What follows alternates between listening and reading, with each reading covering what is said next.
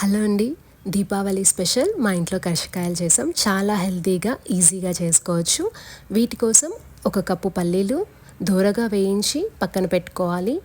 నువ్వులు 2 కప్పులు, వీటిని కూడా వేయించి చల్లారనివ్వాలి. 1 కప్పు పుట్నాలు, ఎండు కొబ్బరి మిక్సీ పట్టి 1 కప్ తీసుకోండి. బెల్లం 3 కప్పులు, యాలకులు 4. ఒక మిక్సీ జార్లో చల్లారిన పల్లీలు, యాలకులు వేసి మెత్తగా పొడి అయ్యే వరకు మిక్సీ పట్టుకోవాలి.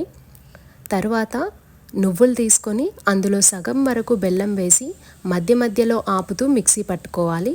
అప్పుడే బెల్లం కూడా పొడి అవుతుంది. లేదంటే అందులో నుండి వచ్చే వేడికి బెల్లం మెత్తగా బంకలాగా అతుక్కుపోతూ ఉంటుంది.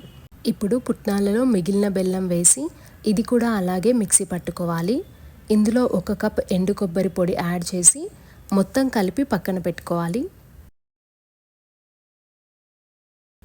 ఇప్పుడు ఒక 1/2 కప్ ఆల్ పర్పస్ ఫ్లోర్ తీసుకొని కొంచెం సాల్ట్ వేసి వాటర్ యాడ్ చేస్తూ కలుపుకోవాలి. ఒక 5 మినిట్స్ అయినా ఇలా గట్టిగా ప్రెస్ చేస్తూ కలపాలి. గోధుమ పిండి కూడా యూస్ చేసుకోవచ్చు. పిండి కలిపి ఒక 1/2 అవర్ పక్కన పెట్టాలి.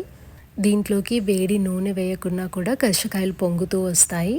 ఒక 1/2 అవర్ తర్వాత పిండిని మళ్ళీ ఒకసారి కలుపుకొని చిన్న చిన్న ముద్దలు తీసుకొని పొడి పిండి వేస్తూ పిండిని చిన్న చిన్న పూరీల్లాగా తాల్చుకోవాలి. పిల్లల కోసమని చిన్నగా చేస్తున్నాం.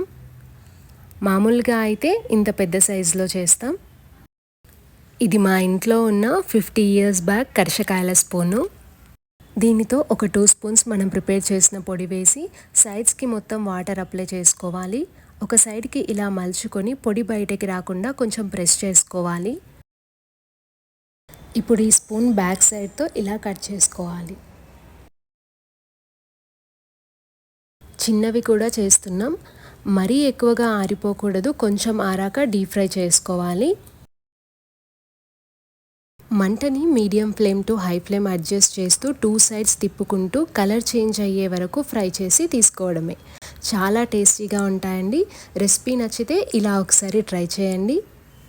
Please like, share, subscribe to my channel. Thank you.